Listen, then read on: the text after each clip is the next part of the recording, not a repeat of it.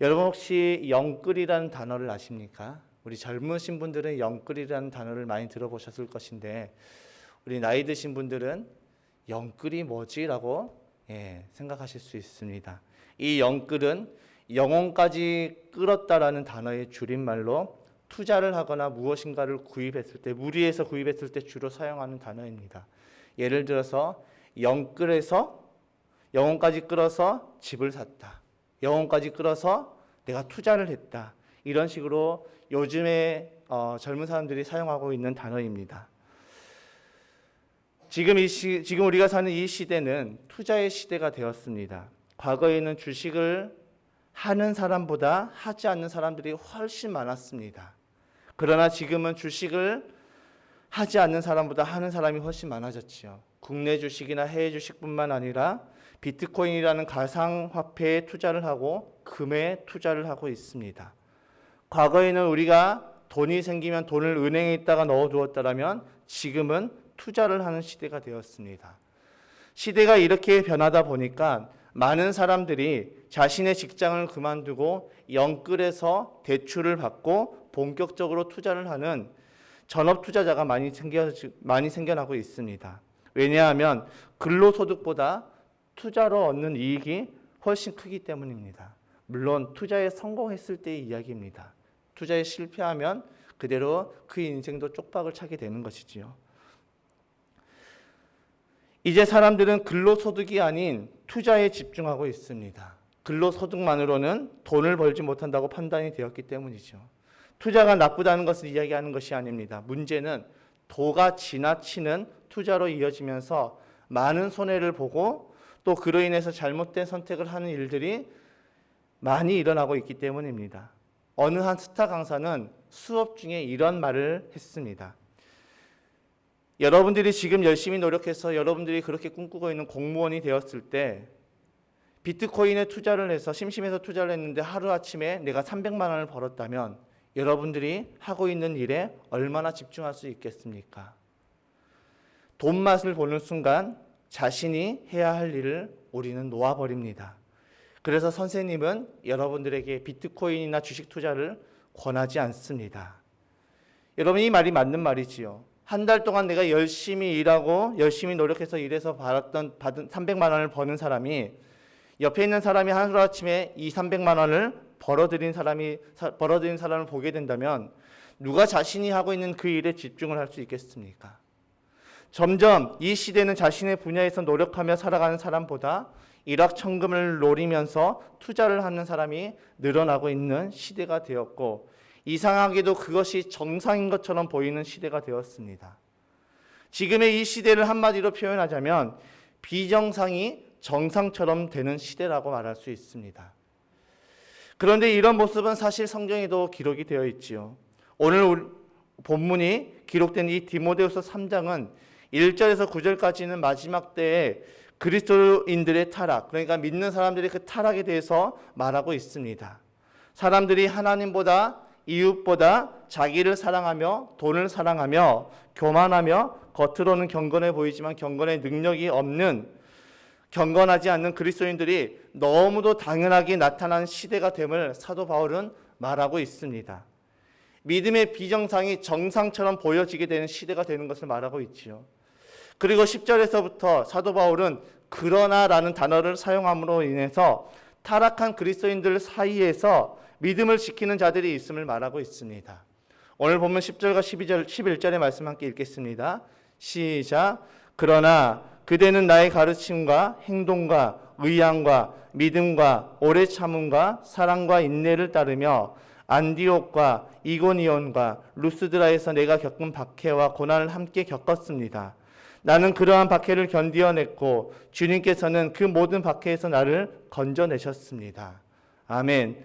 마지막 때의 그 타락에 대해서 말한 사도 바울은 디모데에게 우리는 그동안 박해와 고난을 당했고 우리는 그것을 이겨냈다라고 말하면서 그것은 우리의 능력이 아닌 주님께서 그 모든 박해에서 우리를 건져내셨다라고 말하고 있습니다.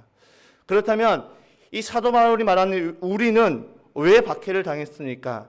그 이유는 12절에 기록되어 있습니다. 함께 읽어보겠습니다. 시작. 그리스도 예수 안에서 경건하게 살려고 하는 사람은 모두 박해를 받을 것입니다. 아멘.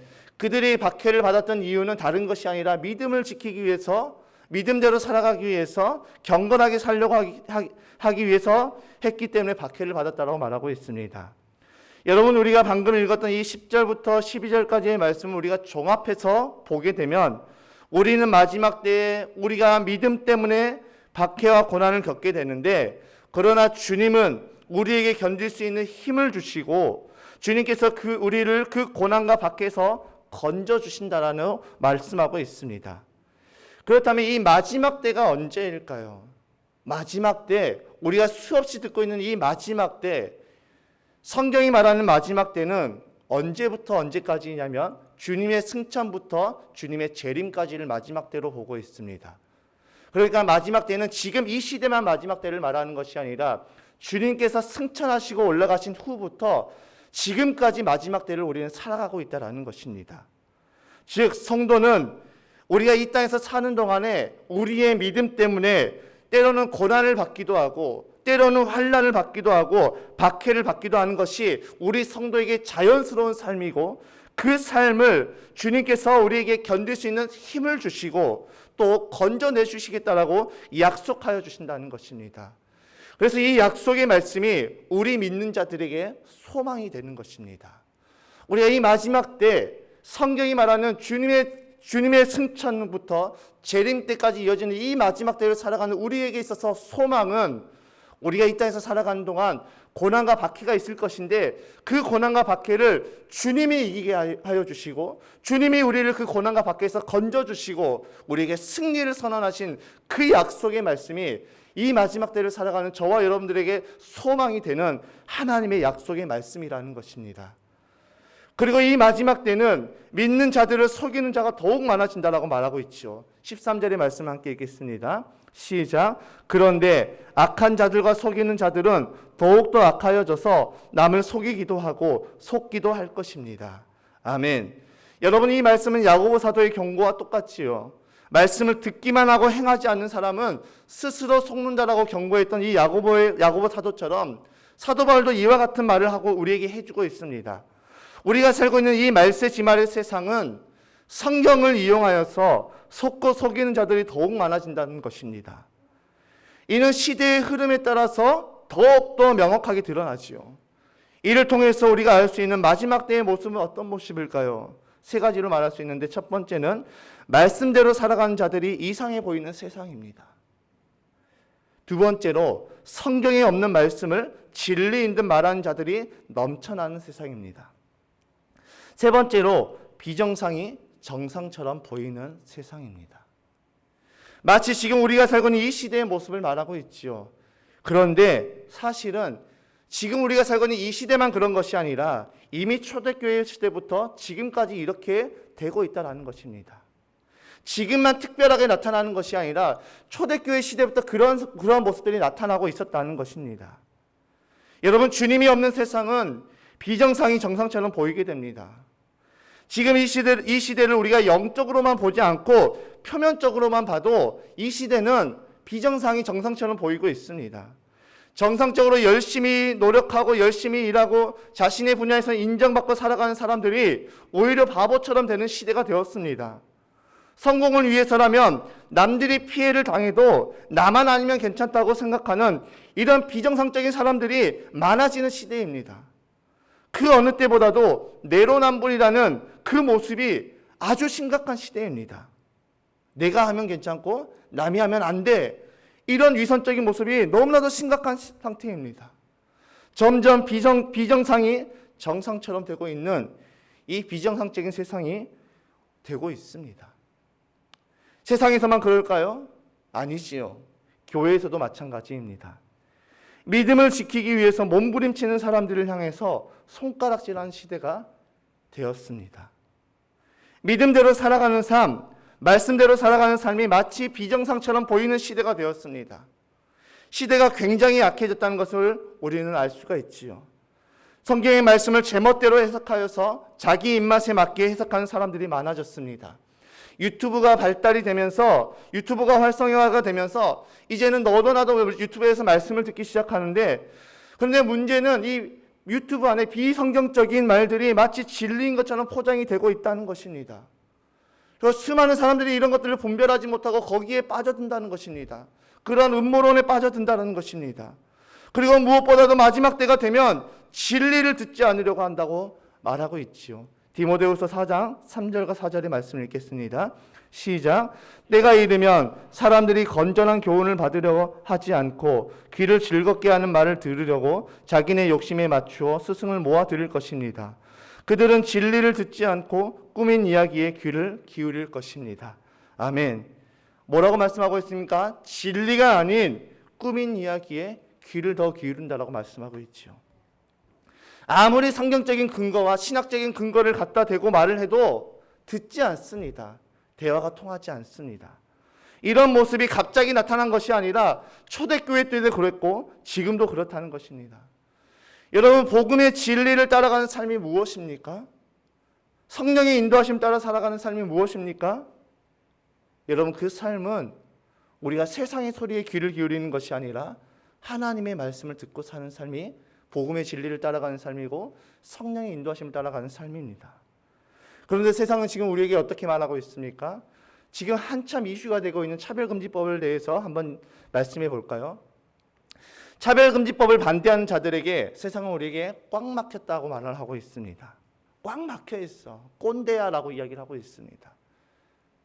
시대의 흐름을 따라가지 못한다라고 이야기를 하고 있죠. 심지어 믿는 사람들조차도 세대가 악해졌기 때문에 어쩔 수 없다라고 이야기를 합니다.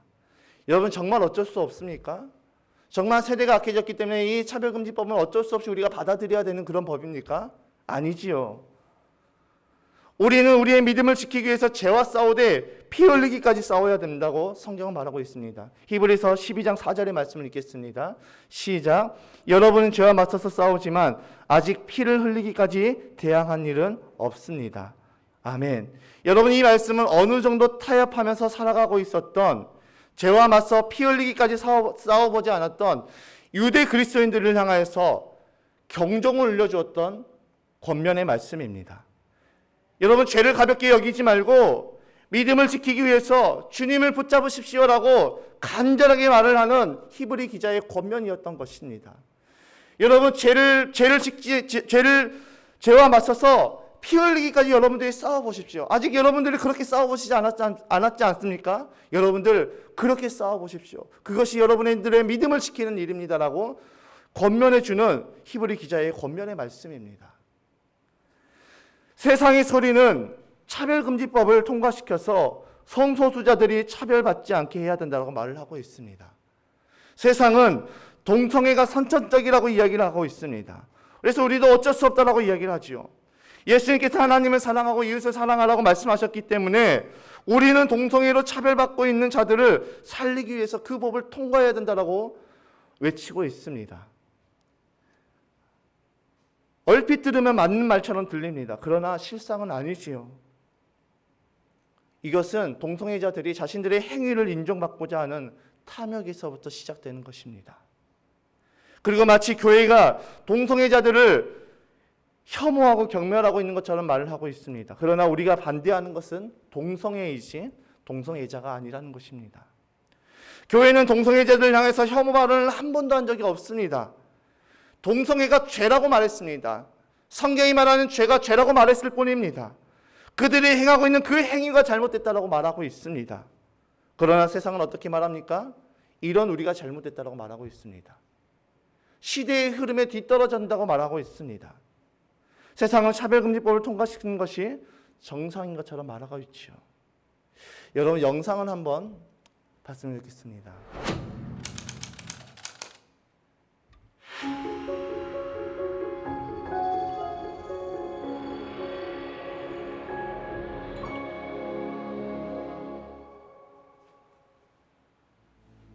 If 패밀리 시즌 2 브로큰은 차별금지법이 제정된 영국의 실화를 소재로 했다. In South Korea, it is vital that we talk about the truth when it comes to sexual ethics from the get-go of this anti-discrimination legislation. Yeah. 우리 반 쌤 남자게 여자게? 작년에 딱 봐도 여자잖아. 땡. 쌤 지금 남자야. 뭐? 남자라니까? 낮에는 남자, 밤에는 여자. 말도 안 돼. 너 설마 쌤 혐오하는 거야? 뭐가? 그럼 낮에는 남자, 밤에는 여자로 변하는 게 정상이냐? 야, 지금 그게 혐오잖아. 너 두고 봐.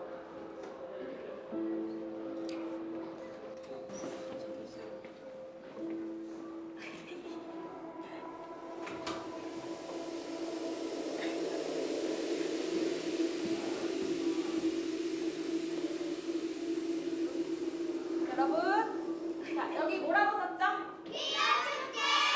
맞아요. 다음 주 월요일 바로 대망의 퀴어 축제가 열립니다. 재밌겠죠? 다들 부모님 손 꼭 잡고 같이 오는 거예요. 알겠죠?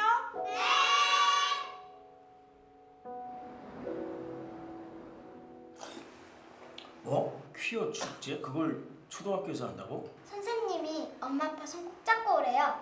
엄청 재밌다. 재미는 무슨? 안 돼. 대낮에 옷 벗고 춤추고 돌아다니고 이상한 쿠키 만들어서 나눠주고. 아빠는 동의할 수 없어. 안 가먹나요? 예진아, 당장 전학 가. 여보. 학교가 학교다워야지. 아이고, 어디 퀴어 축제 같은 거 안 하는 학교는 없나? 제가 한번 가볼게요.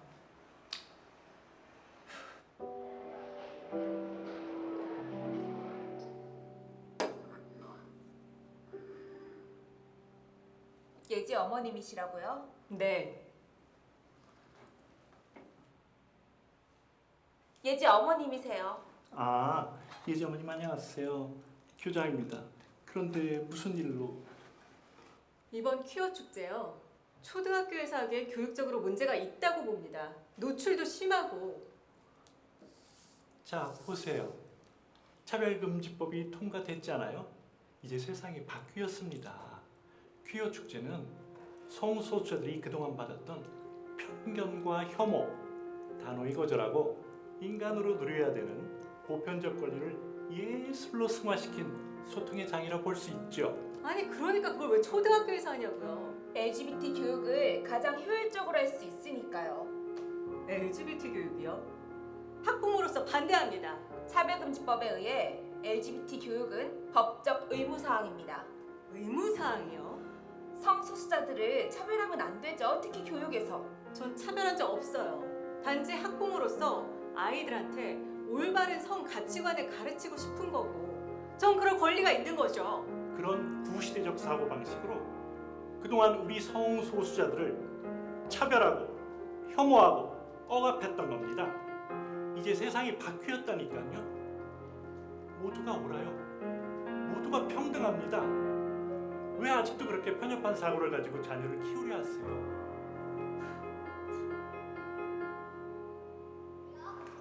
안녕하세요. 안녕히 계세요. 안녕히 계세요.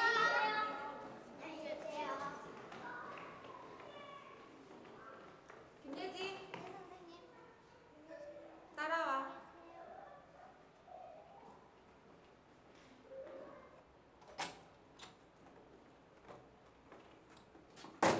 여기 앉아야지. 부모님한테서 아주 잘못된 교육을 받았더구나. 하림한테 다 들었어. 인간 스스로 성별을 선택할 자유는 인권이고 권리야. 쌤 올 때까지 여기서 반성하고 있어. 선생님.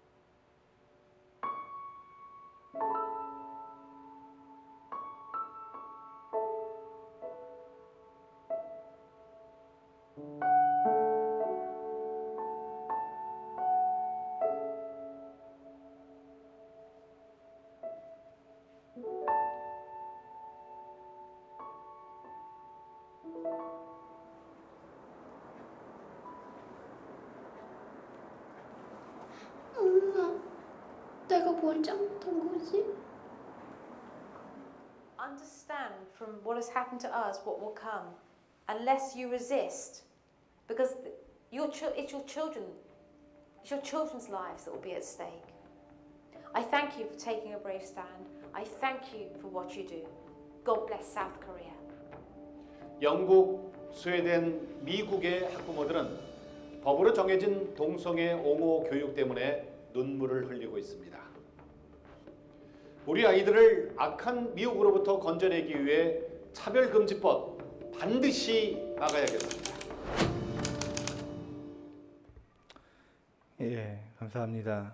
여러분, 이 영상에서 우리가 봤던 것처럼 차별금지법이 통과된 나라에서 이제 공교육으로 이루어지는 그런 모습들이, 또 이것이 잘못됐다라고 말을 하면 거기에 대한 그 체벌을 받게 되는 그런 일들이 실제로 일어났다고 우리가 정부 보게 되었습니다. 마치 비정상이 정상처럼 되어지고 있습니다.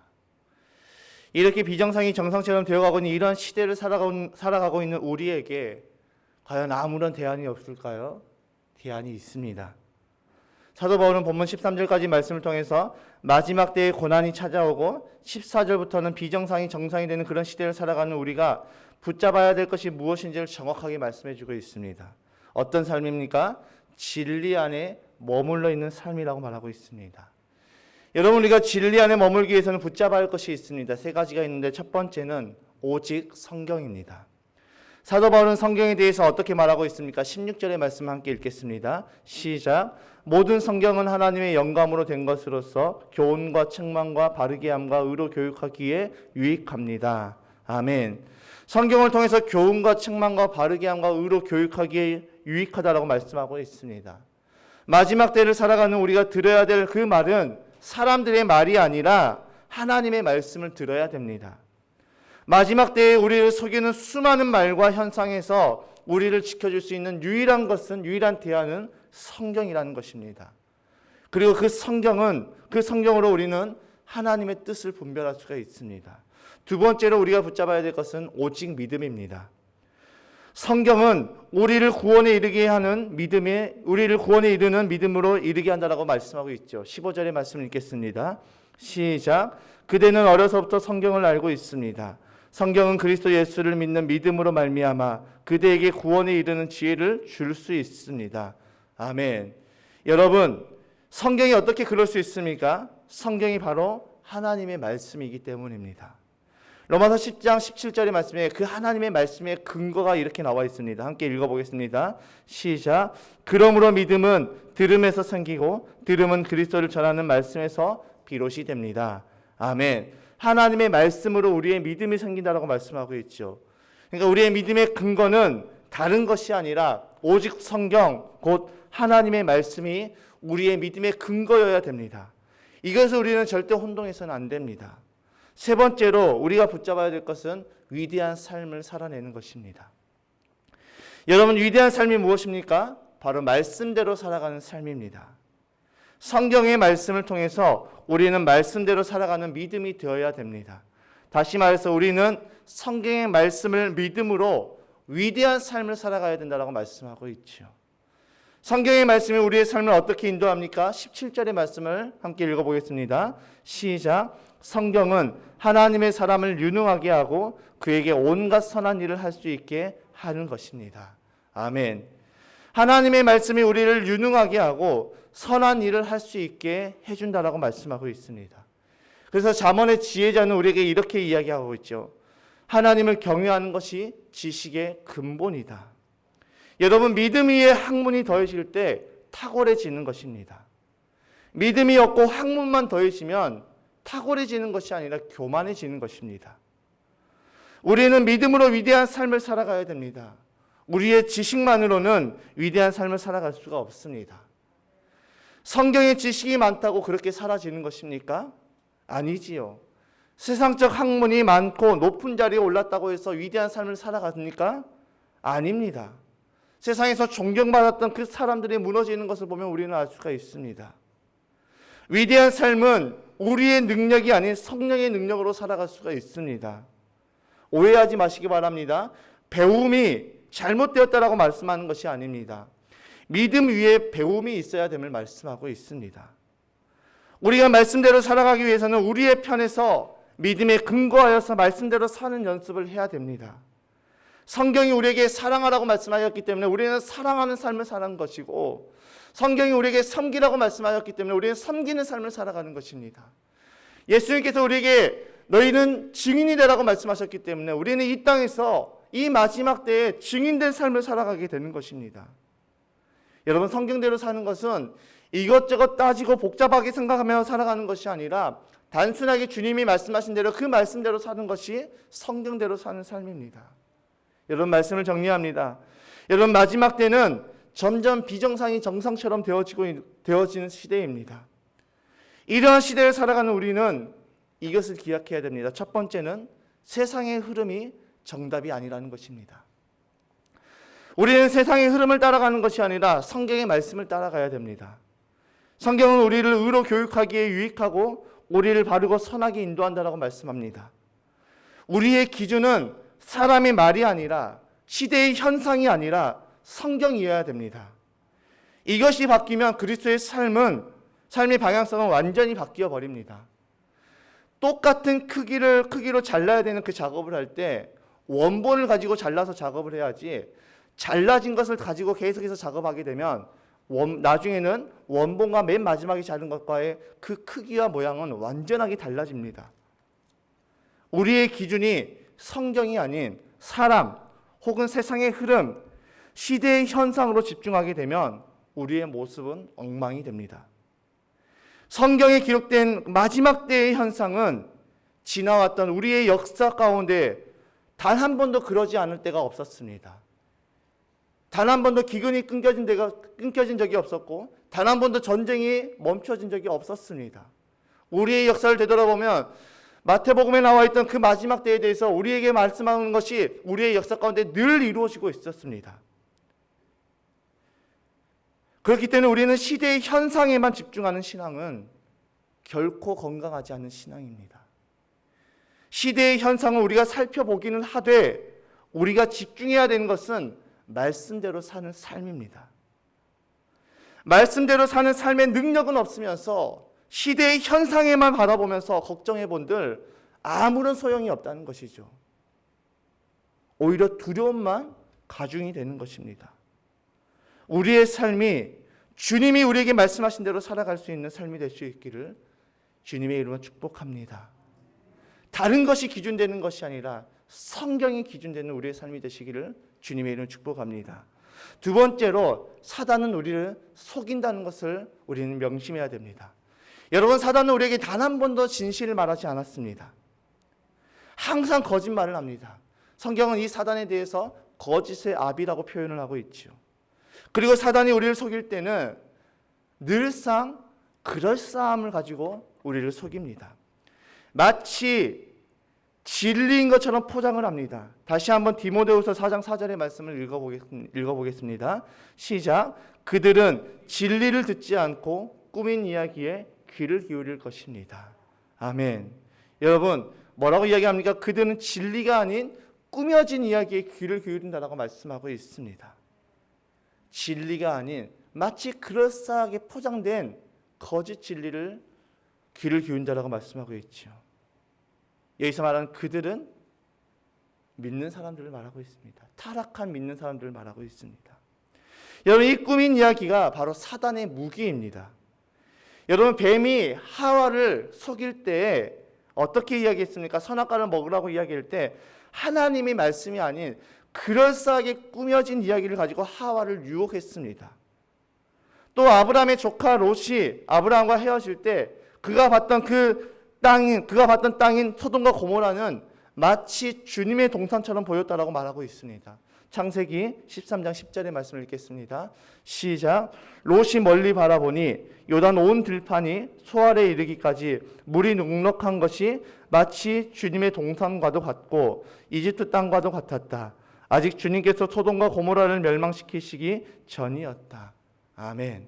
마치 주님의 동산 같은, 마치 주님의 뜻인 것처럼, 마치 진리인 것처럼 포장을 하지만 결국은 거짓이라는 것입니다. 이처럼 사단은 끊임없이 우리를 그럴싸함으로 속입니다. 우리는 그 속임에 넘어가지 않도록 우리는 분별해야 됩니다. 세 번째, 그렇기 때문에 우리는 성경을 알아야 됩니다. 성경이 우리에게 어떤 삶을 살아갈 것을 말하고 있습니까? 디모데후서 4장 5절의 말씀 읽겠습니다. 시작. 그러나 그대는 모든 일에 정신을 차려서 고난을 참으며 전도자의 일을 하며 그대의 직무를 완수하십시오. 아멘. 여러분, 사단은 우리를 속인다고 말씀드렸습니다. 그리고 우리에게 사단은 두려움을 줍니다. 마지막 때에 대한 만연한 두려움을 사단은 우리에게 끊임없이 집어넣어 줍니다. 그때 성경은 우리에게 뭐라고 말하고 있습니까? 모든 일에 정신을 차려서 고난을 참으며 전도자의 일을 하며 그대의 직무 곧 사명을 완수하라고 말씀하고 있습니다. 여러분, 주님이 우리를 부르신 그 소명대로 살아가야 함을 말씀하고 있지요. 우리의 소명이 무엇입니까? 증인된 삶입니다. 예수님께서는 우리에게 그때와 시기는 너희가 알 바가 아니라 너희는 증인된 삶을 살아가라고 우리에게 말씀하셨습니다. 시대의 현상에만 집중하는 것이 아니라 우리는 정신을 차려서 성경이 우리에게 어떻게 살아가라고 말씀하고 있는지 여기에 집중하여서 우리는 증인된 삶을 살아가야 되는 것입니다. 그리고 우리의 소명을 우리는 어디서 찾을 수 있습니까? 바로 성경이지요. 성경의 말씀이 우리의 틀어진 궤도를 정상으로 바꿔주고 성경의 말씀이 우리가 어떤 삶을 살아가야 하는지를 분명하게 말씀해주고 있습니다. 여러분, 오해하지 마시기 바랍니다. 시대를 분별하지 말라는 말이 아닙니다. 시대의 현상을 아예 무시하지 말라는 것이 아닙니다. 시대의 현상을 바라보며 우리는 정신을 차려서 더욱더 증인된 삶, 더욱더 주님이 주신 그 사명을 따라 살아가는 삶을 살아가야 한다고 말해주고 있습니다. 여러분, 성경은 혼자서도 아는 것이 가능합니다. 그러나 그것은 굉장히 위험합니다. 왜냐하면 잘못 해석할 수 있기 때문입니다. 잘못 해석해서 성경을 내 입맛대로 사용할 수 있기 때문입니다. 그래서 신학이 필요합니다. 올바른 신학적 기반을 따라서 성경을 보고 이해하고 깨달아야 되는 것입니다. 그래서 목사님들이 이 신학의 그 시간을 7년 혹은 4년 동안 그 신학을 배우는 것입니다. 단에 올라와서 뻘소리하고 내려갈 수는 없잖아요. 성경을 제멋대로 말하고 갈 수는 없잖아요. 성경을 하나님께서 기록된 그 저자의 의도대로 왜 이 말씀을 기록하였는지, 왜 이 말씀을 우리의 삶 가운데 21세기 살아가는 우리에게 적용했을 때 우리는 어떤 삶을 살아가야 되는지 올바르게 하나님의 뜻대로 전하기 위해서 신학이 필요하다는 것입니다. 그리고 그 올바르게 해석된 그 성경의 말씀을 우리는 우리의 삶에 적용해야 됩니다. 그래야 우리는 말씀대로 살아갈 수가 있습니다. 표면적으로 그것이 비정상처럼 보인다 할지라도 사실은 그것이 정상입니다. 말씀대로 살아가는 것이 정상입니다. 믿음을 따라 살아가는 것이 정상입니다. 성령의 인도하심을 따라 살아가는 것이 정상이라는 것입니다. 정상적인 믿음의 삶은 말씀대로 살아가는 것입니다. 그렇게 우리는 성경을 올바르게 이해하고 성경의 말씀을 읽어야 하고 성령의 도우심을 따라 우리의 삶에 적용해야 되는 것입니다. 그런데 우리가 말씀대로 살아간다고 했을 때 여기 우리가 주의해야 할 점이 있습니다. 말씀대로 살아간다고 해서 우리가 교만해질 수 있다는 것입니다. 그래서 우리는 성령의 조명하심과 성령의 인도하심을 따라 살아가야 된다는 것이죠. 여러분, 9월 달부터 이제 생명의 삶 2기가 개강이 됩니다. 생명의 삶의 목적은 성경을 스스로 읽게 하는 그 능력을 배양하며 올바른 신앙생활을 할 수 있게 하는 것입니다. 성경을 스스로 읽기 원하고 또 내가 건강한 신앙생활을 하시기 원하시는 분들은 9월 달에 열리게 되는 이 생명의 삶에 꼭 참석하시길 바랍니다. 그리고 오늘 예배하는 우리 모두는 성경을 통하여서 올바른 신앙과 믿음으로 마지막 때에 변질되지 않고 하나님의 말씀대로 살아가는 우리의 삶이 되시기를 주님의 이름으로 축복합니다.